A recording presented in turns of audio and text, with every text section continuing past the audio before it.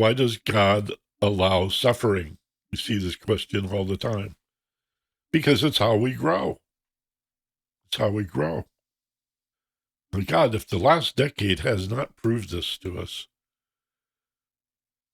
the way this country turned on itself through politics, began to devour itself, and there's still a small set of people that are on board for big-time hate, which is really their fear, their lack of understanding. But to wage war on yourselves, and the sadism, enjoying the suffering, the cruelty that now passes for political behavior, the deliberate cruelty, the meanness, the indecency, the immorality of it all. Surely you see how that has changed you, how it's changed other people, and developed this longing for loving kindness.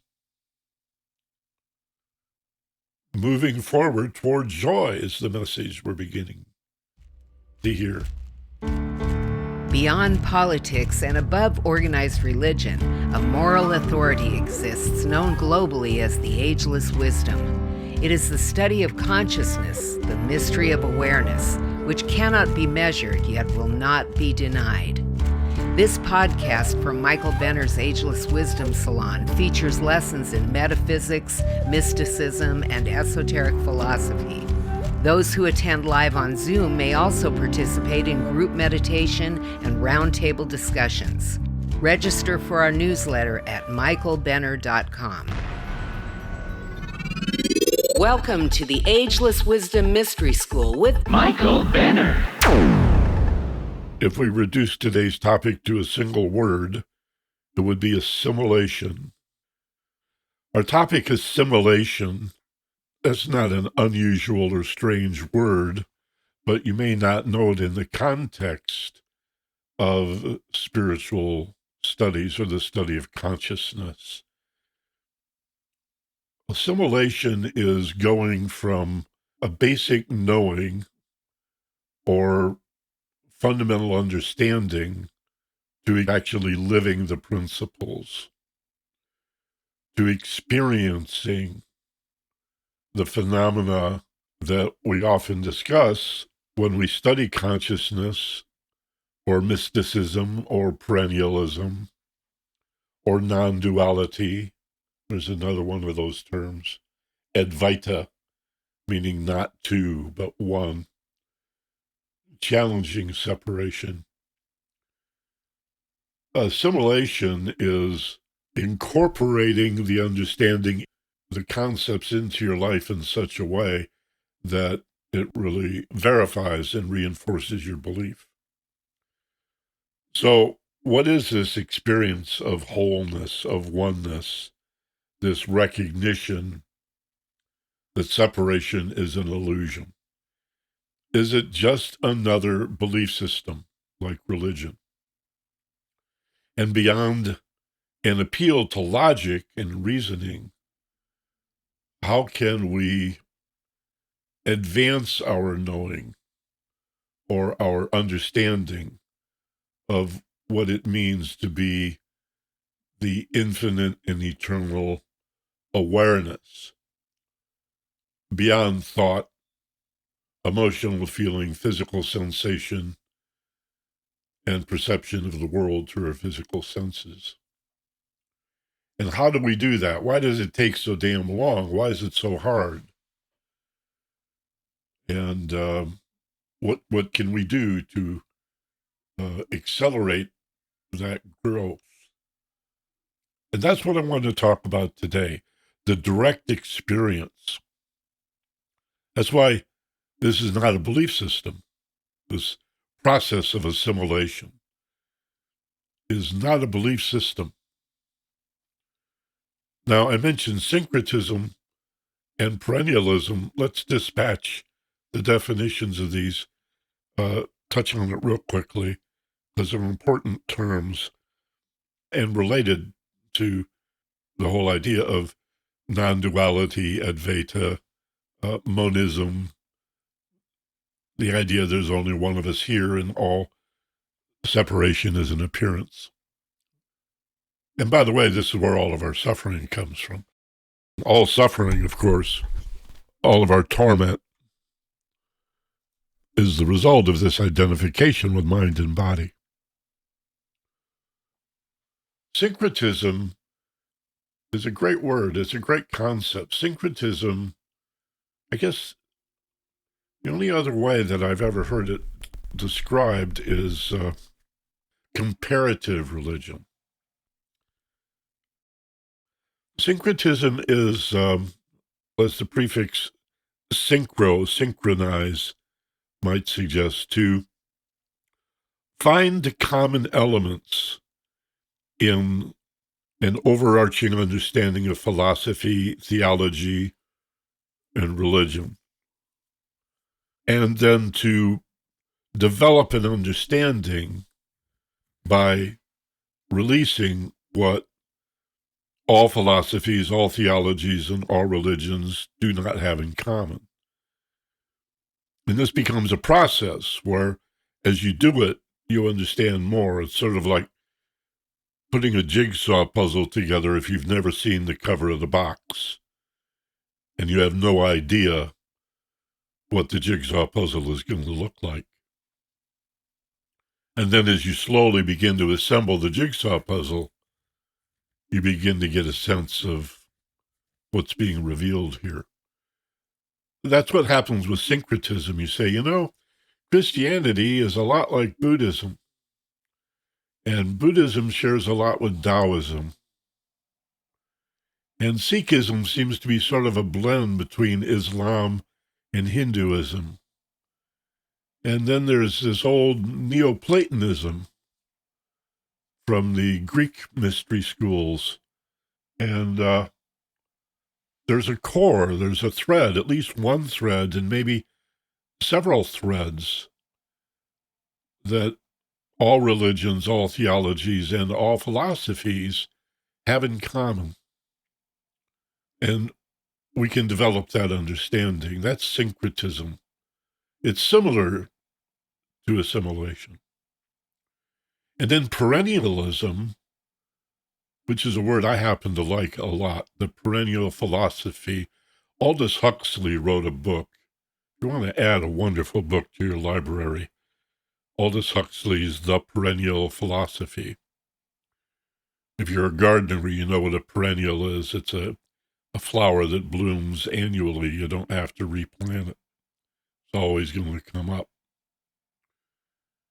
Well, perennialism is similar to syncretism in that it's an idea that there is a major, I think perennialism is even more certain about the understanding that all religion, all theology, theosophy, philosophy is born of a common truth or a set of common truths. And that it's up to us to find the heart and soul of that. That's the wisdom. That's the ageless wisdom, right? Is this perennialism, this idea that all these religions are variations on a single theme, as is all philosophy. That's perennialism. So assimilation, syncretism, perennialism, all similar, somewhat similar. These are basic terms that we have to learn and become familiar with if we're going to stretch our understanding and develop our understanding, and then truly assimilate these key principles, these core principles, into an understanding that serves us, that allows us, by recognizing that separation is an illusion, it results from identifying with the mind and the body, and that we can escape this self-imposed torment and this suffering by assimilating these principles, not just repeating them. If you just memorize everything that I say, or if I have only to offer you what I have memorized and play back by rote from other people. I'm not being of any real service to you. We can't just be tape recorders, right? That play back what we've read and what we've heard other people say. We've got to assimilate these principles into our lives in such a way that when we speak from our direct experience, from our personal experience, we open our hearts and allow to be a personal experience that we share with examples from our own lives of what we realized, and then we applied this principle in this situation and got a benefit from it. And then as a result of that, began applying it more often and got further benefit from it. Sharing that with other people helps. What I'm going to talk about today is the process of assimilation in two ways.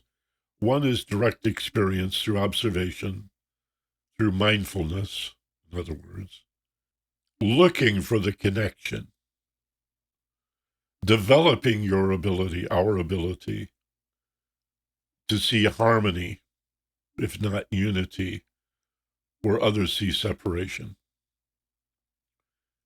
The example I gave a couple of weeks ago, that for whatever reason has really stuck with me, is the idea of being stuck in traffic, in gridlock traffic. We all have had that experience, I'm sure. And the frustration that we tend to direct at other people who are also stuck in traffic as if it's their fault, as if they somehow caused your problem, which is a failure, a profound failure to recognize that you're all in the same boat. You're all stuck in traffic. Nobody wants to be there. you all want the traffic to speed up and allow you to get to your destination. And yet there's a lot of anger and frustration and horn honking because we're just so conditioned to recognize everything outside of us as other than. So assimilation is difficult. There's a lot of work in it, but there's enormous joy and reward. It's not enough to just come to a class like this, read a book, watch a YouTube video, listen to some Alan Watts, and wonder why your life doesn't change. Your life is the proving ground.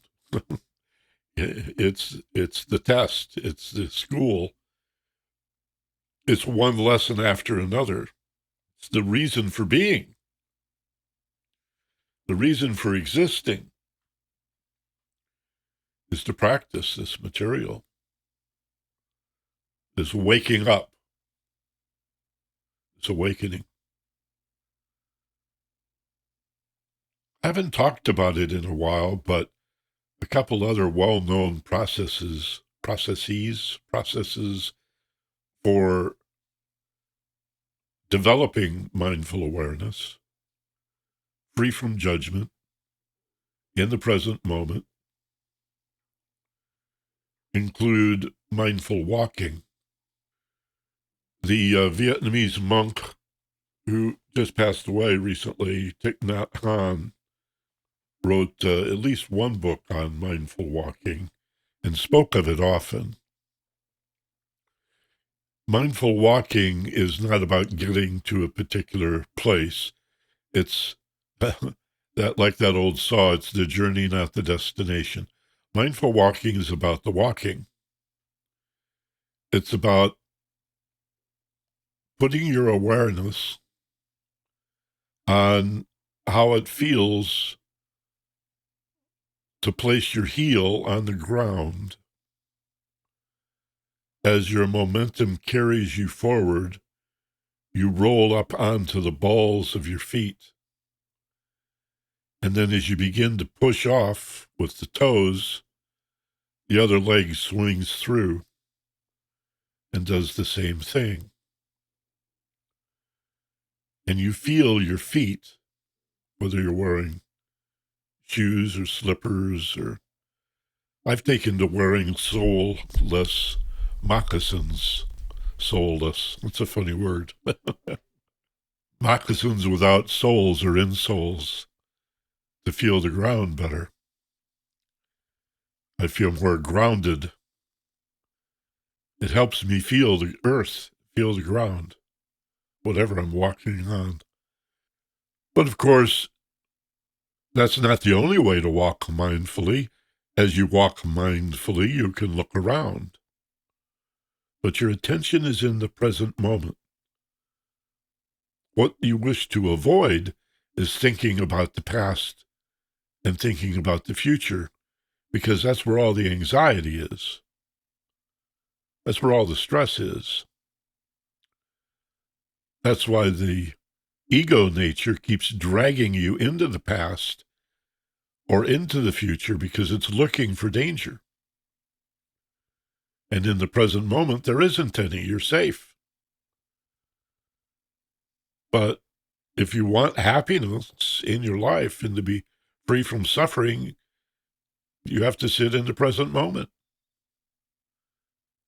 Even if that feels like confronting some disaster, some pain, some suffering, some anxiety, some worry, whatever. You observe it without judging it as good or bad, right or wrong. What do you mean, Michael? How can I observe my, let's say, physical pain and discomfort or my emotional irritation without judging it as a bad thing? Well, that's the challenge.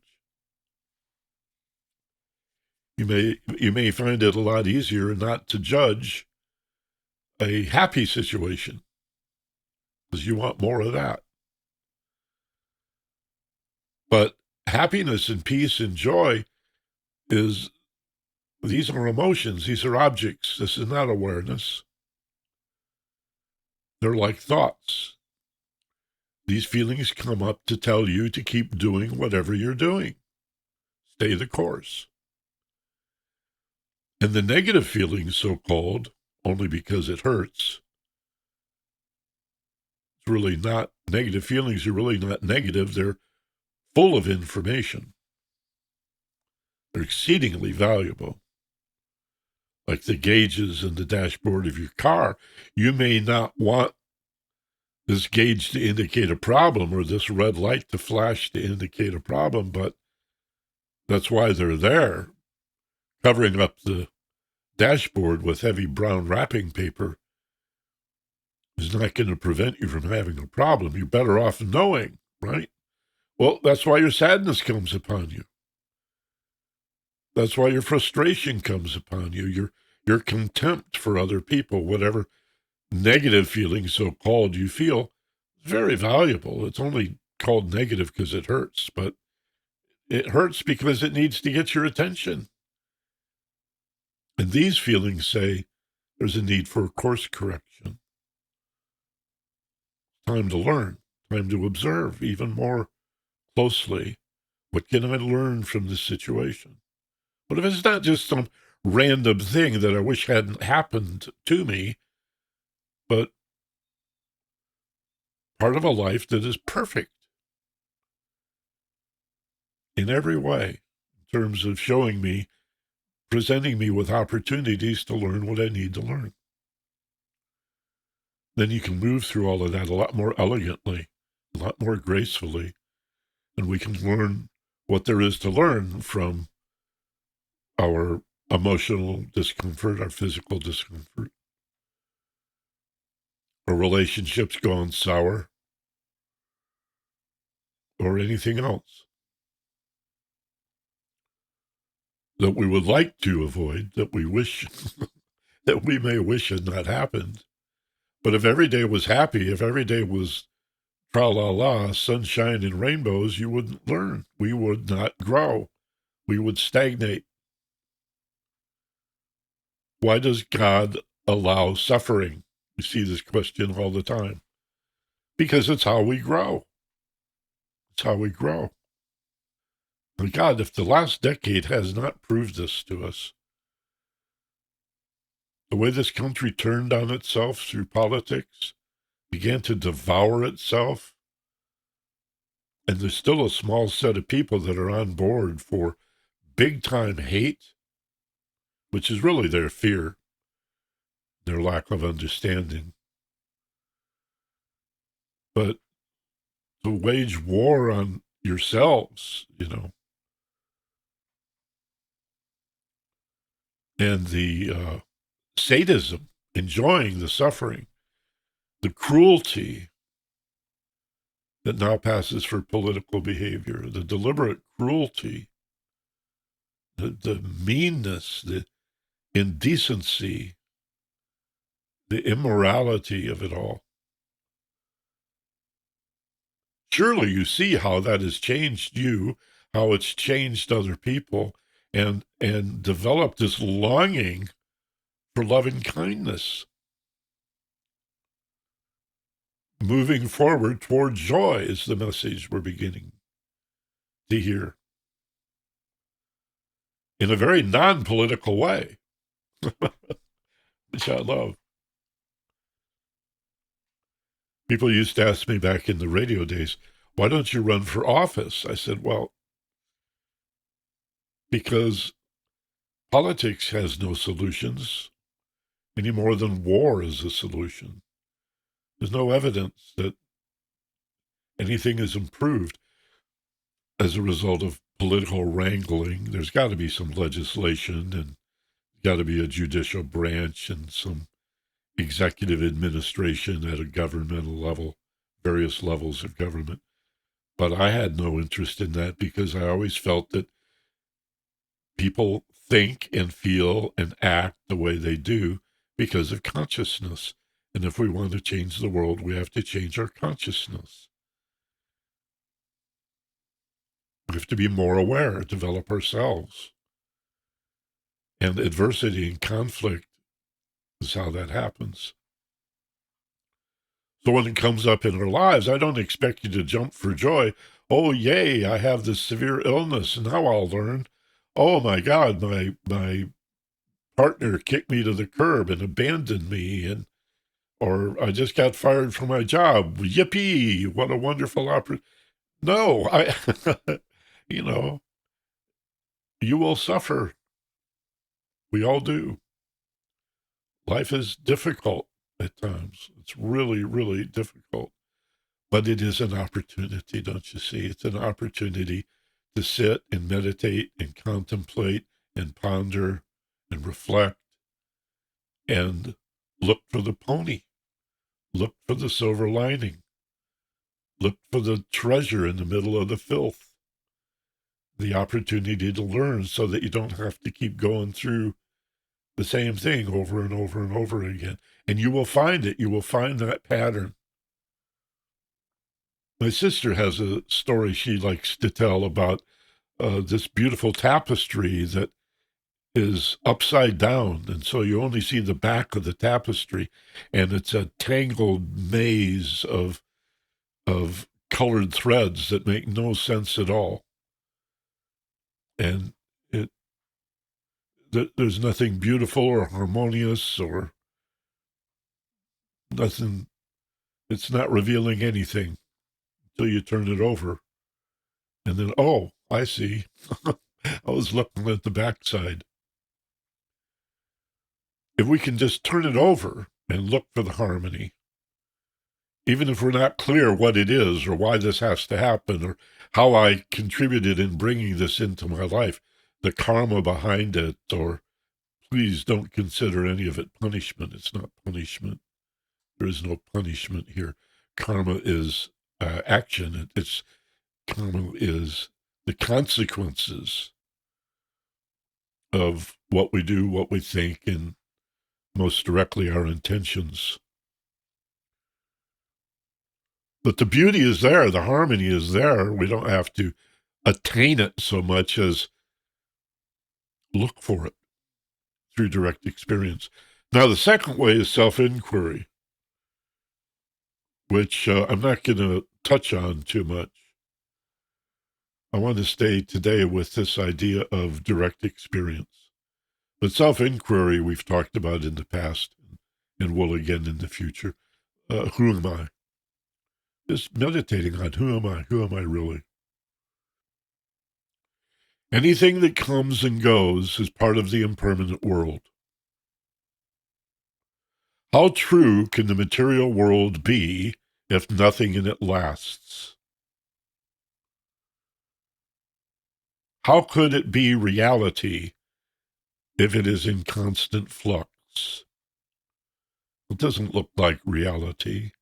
That doesn't look like truth. But what remains is the observer. What does last? Like that bumper sticker, you can't take it with you. All these material things that we attempt to acquire and possess and then repair and replace and build up our stockpile for some sense of security or satisfaction, some enjoyment. And material things do provide a lot of enjoyment, no question about it, but none of it lasts. The enjoyment doesn't last. The satisfaction of getting it doesn't last. And the object itself doesn't last. It's all breaking down, right? Everything breaks down. The only thing that remains, the only thing that is infinite and eternal, that which remains, is our awareness, consciousness, sometimes called love, sometimes called knowledge, sometimes called understanding, sometimes called being. So self-inquiry aside, we'll touch on that in the future again. Who am I? Why am I here? What am I for? What remains? If I watch what comes and goes, what remains? That great tool that we learned a few months ago, where you say to yourself while you're watching your thoughts, gee, I wonder what thought will occur to me next.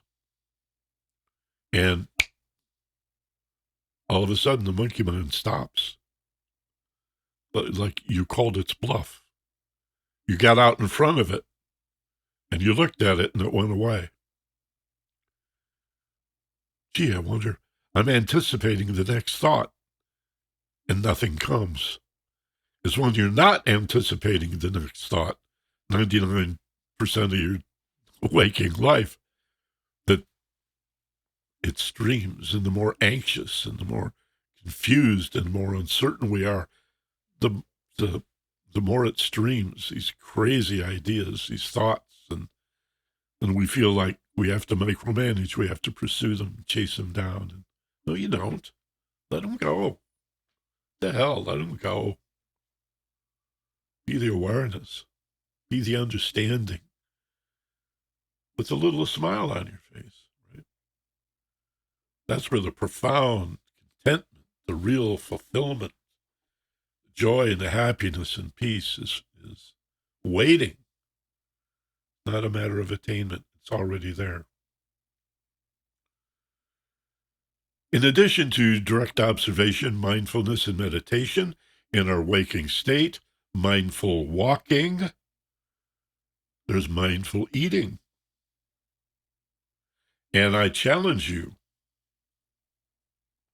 to find one meal that you're willing to eat alone or with somebody who is willing to allow you not to speak during that meal. That feels very awkward. Hell, eating alone feels awkward. Going into a restaurant by yourself, a lot of people cannot do that. I always took a magazine or a book with me. Or now people have phones, iPads and such, so there's always something to do. To just sit there, difficult for most people. But imagine every once in a while, a couple of times a week, hell, once a week if you could, one meal by yourself where the only thing you do is watch yourself eat. you consciously chew the food. And while you're chewing the food, you're thinking only of chewing the food. And some related topic, like the presence of saliva and how that begins the digestion of the food while it's still in your mouth. Or you may think of the fact that you are careful to buy organic food or wholesome, healthful foods that you eat in a balanced way. Maybe you think about where the food came from, all the steps along the way, where it came from, the farm, the dairy, the slaughterhouse. If it's plant, vegetable food, maybe you think about the role of the sun and the water and the nutrients in the soil and the way the plant draws upon the mineral kingdom for its growth. And then you eat the plant. So the plant becomes a mineral delivery system. It's a way of getting the elements of the earth into your body. Or maybe you eat the animal that ate the plant, that drew upon the mineral kingdom, and you reflect on what a miracle this is, that life has evolved in this way. But there is the mineral kingdom, which gives birth, gives rise to, and nourishes the plant kingdom, which nourishes the animal kingdom, which includes the human, or you could think of us as an emerging kingdom, kingdom of conscious souls, relying on all the lower kingdoms. Because if you went out and tried to get the minerals by eating dirt, you'd starve. So what is this miracle of light and water and minerals, gases, nitrogen, oxygen, carbon dioxide, the way nitrogen is fixed in the soil, the role of the earthworms. Imagine doing that while you eat, instead of reading the back of the cereal box to minimize the anxiety of just sitting there alone with nothing to do. We'd sooner read the package or think about anything else or have conversation such that you eat the entire meal and have no awareness of having eaten anything. And things that we do without awareness, we tend to do poorly. So mindful walking, mindful eating, mindful meditation. Here's another one I like. Watching the sun go down. You might say, well, I don't have time for this. I'm busy. I have things to do. Okay, I understand. But maybe once in a while, maybe on a Saturday, maybe tonight or tomorrow, Sunday, have a holiday, happy Labor Day, Monday. You could go outside an hour before sunset and watch it happen. Deliberately, purposefully, watch it happen. There is a season, I'm not sure now if it's spring or fall, I've forgotten which is which, but there is a season each year when Venus is the evening star rather than the morning star. And it's the brightest star in the sky. Of course, it's not a star, it's a planet, but it's very bright. And it's the first one you see. So I had this routine where I would sit outside. Last few months it's been too hot to do this, but Maybe 8 months out of the year I can do it. Sit outside and look at the sky, listen to the birds, because they get all busy toward the end of the day. They get really busy. They may goof off all day long, but early in the morning, first thing, and late in the afternoon, last thing, they get busy eating and getting their water and proclaiming their territory with their songs. And I just wait for Venus to pop out. Oh, there it is. No, it's not there yet. I thought it. Oh, yeah, that is it. Oh, yeah, there it is. Okay. And then you just watch it get dark. Now, what most of us do is we're inside and it starts to get dark. What do? You turn the lights on. This is me too.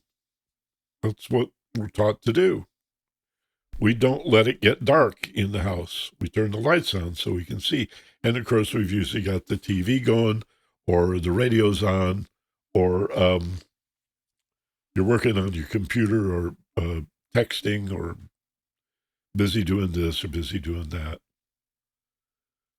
All of which are distractions from simply being.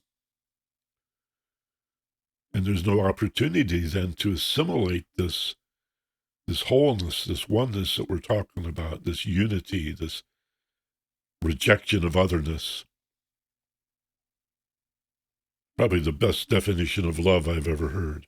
The absence of otherness. That's what love is. It's the glue that holds what appears to be separate together as one whole thing. Consciousness, love, awareness.